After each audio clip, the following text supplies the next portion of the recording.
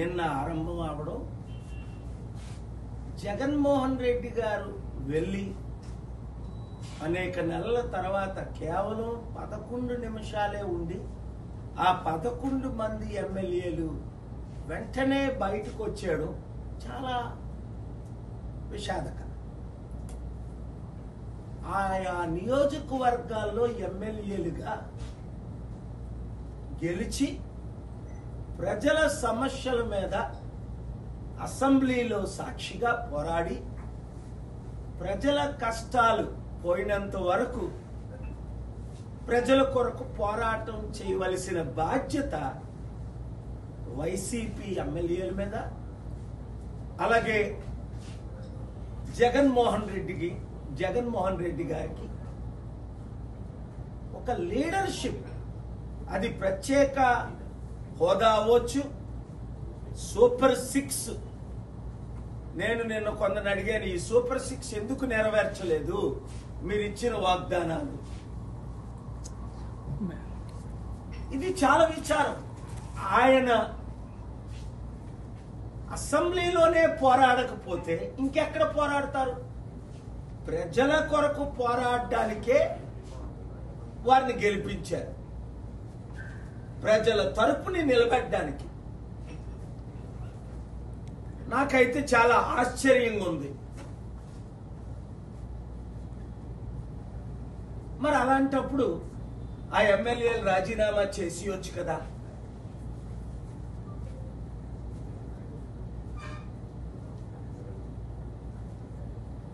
గెలుపు ఓటమి అది ఈవీఎంల ద్వారా జరగడం, ఇంకో విధంగా జరగడం మనకు తెలిసిందే.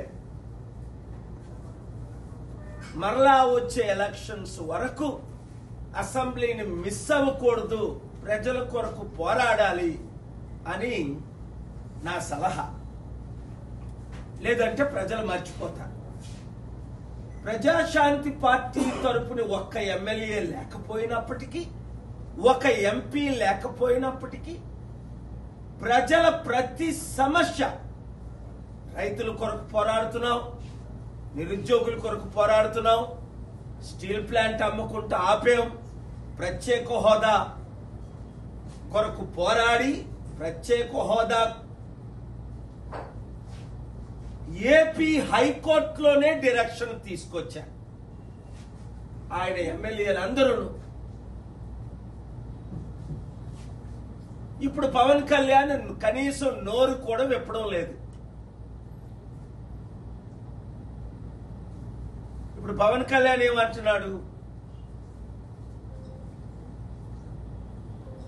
కుంభమేళ లేదా దేశం అంతా సనాతన ధర్మంగా మార్చేస్తాను అని దేశం అంతా నార్త్ ఇండియా నుంచి సౌత్ ఇండియా వరకు తిరుగుతున్నాడు. మరి ఎలక్షన్స్ ముందు పవన్ కళ్యాణ్ చెప్పొచ్చు కదా, నేను సనాతన ధర్మంలోకి మారిపోయాను, నేను అందరినీ మార్చడానికే రాజకీయాల్లోకి వచ్చానని. 30,000 మంది బాలికలు జగన్మోహన్ రెడ్డి సమయంలో మిస్ అయిపోయారు, అమ్మాయిలు మిస్ అయిపోయారు, దొరకట్లేదు, మేము రాగానే అమ్మాయిలందరినీ తీసుకొస్తామన్నారు. ఒక్క అమ్మాయినైనా తీసుకొచ్చారా? లేదు. 1,00,000 మంది మహిళలకు జగన్మోహన్ రెడ్డి గారు 5,000 ఇస్తున్నారు, మేము 10,000 రూపాయలు ఇస్తాం, మీ కడుపులు కొట్టను అని పవన్ కళ్యాణ్ అన్నాడు. కనీసం దాని గురించి ఇప్పుడు మాట్లాడట్లేదు. ఆ 2 లక్షల వాలంటీర్లో 200 మందికి కూడా ఒక్కరికి కూడా కనీసం 5,000 కూడా ఇవ్వట్లేదు. ఉద్యోగాలు 20 లక్షలు తీసుకొస్తాం, తెచ్చినంత వరకు మేము నిరుద్యోగ భృతి ఇస్తాము అన్నారు.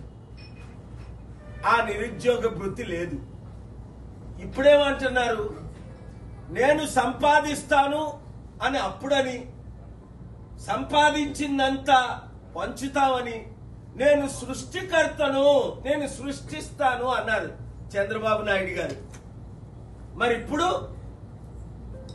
ఖజానా ఖాళీ అయిపోయింది, డబ్బులు లేవు, ఏం చేయాలో అర్థం అవ్వట్లేదు. గుండె ఆగిపోతుంది. ఎలాగ డబ్బులు సంపాదించాలో నా చెవులో చెప్పండి అంటున్నారు చంద్రబాబు నాయుడు గారు. మీకు అనేక సార్లు నేను చెప్పాను ఎట్లా డబ్బు సంపాదించాలి. 100 కంపెనీలు తీసుకొచ్చాను. మీకు చెవిలో చెప్పమంటే మీ ఇంటికి వచ్చి చెవిలో చెప్తాను. 1 సంవత్సరంలో ఆంధ్రప్రదేశ్ సమస్యలు ఎలాగ తీరాలి, లేదా మీరు కేబినెట్ మీటింగ్ పెట్టి మీ లీడర్స్ అందరినీ పిలవండి. నేను మీకు శత్రువుని కాదు. నేను ఇచ్చిన సలహాలు 1 సంవత్సరం పాటించండి, సాల్వ్ అయిపోతాయి.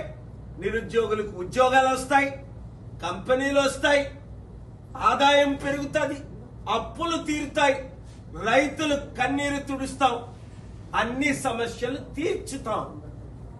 Clear points. అతి దరిద్ర బీద దేశమైన, యుద్ధాల దేశమైన లైబీరియా మీకు తెలుసు. చంద్రబాబు నాయుడు 30 రోజులు ఉన్నా. మొదట యుద్ధం ఆపాం, తర్వాత 2 సంవత్సరాల్లో $2,000 బిలియన్ ఇన్వెస్ట్ చేసి ప్రతి గ్రామంలో స్కూల్ పెట్టాం, ప్రతి గ్రామానికి లైటింగ్ ఇచ్చాం, ప్రతి గ్రామ మండలానికి హాస్పిటల్ కట్టాం, ఉచిత విద్య వైద్యం, నిరుద్యోగులకు ఉద్యోగాలు, మహిళను ప్రెసిడెంట్ చేశాం.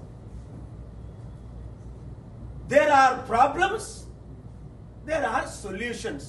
ఇప్పుడు పవన్ కళ్యాణ్కి ప్రాబ్లమ్స్ ఒకటే తెలుసు, సొల్యూషన్ తెలీదు. అందుకే మన మోదీ గారు ఆయనకి చెవులో కాదు అందరూ వింటుండగానే చెప్పారు, నువ్వు ఋషిలాగే బాగున్నావు, నువ్వు హిమాలయాలు వెళ్ళిపో, నీకు రాజకీయం రాదు. దానికి ఆయన నవ్వుతున్నాడు, అర్థం చేసుకోలేకపోయాడు పవన్ కళ్యాణ్. ఎందుకంటే ఆయన మాటలు, ఆయన చేష్టలు ప్రజలందరికీ అర్థమైపోయింది. Pawan Kalyan is not fit for politics. కనుక కూటమి ప్రభుత్వం ఫెయిల్ అయినందుకు జగన్మోహన్ రెడ్డి గారు ప్రశ్నించాలి, అపోజిషన్ అన్నది ప్రశ్నించాలి.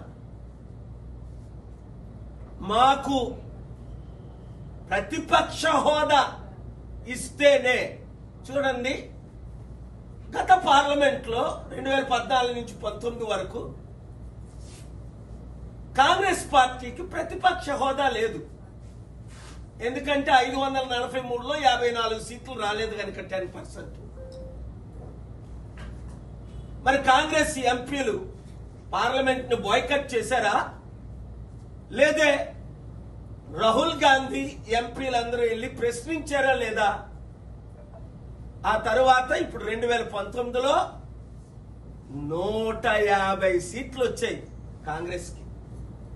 ఇప్పుడు 2 రాష్ట్రాల్లో ఇప్పుడున్న పొలిటికల్ పార్టీలన్నీ ఫెయిల్ అయిపోయాయి. గమనించండి, ప్రతి ఒక్కరు గమనించండి. లక్షల కోట్ల అప్పు, ఘోరమైన అవినీతి, లా అండ్ ఆర్డర్ ఫెయిల్ అయిపోయింది, నిరుద్యోగ సమస్య ఎక్కువైపోయింది, కంపెనీలన్నీ దివాలా తీసేస్తున్నాయి. మరిన్ని వీడియోస్ కోసం ఛానల్ ని సబ్స్క్రైబ్ చేయండి. లేటెస్ట్ అప్డేట్స్ కోసం వాట్సాప్ ఛానల్ ని ఫాలో అవ్వండి. ఆ లింక్ డిస్క్రిప్షన్ లో ఉంది.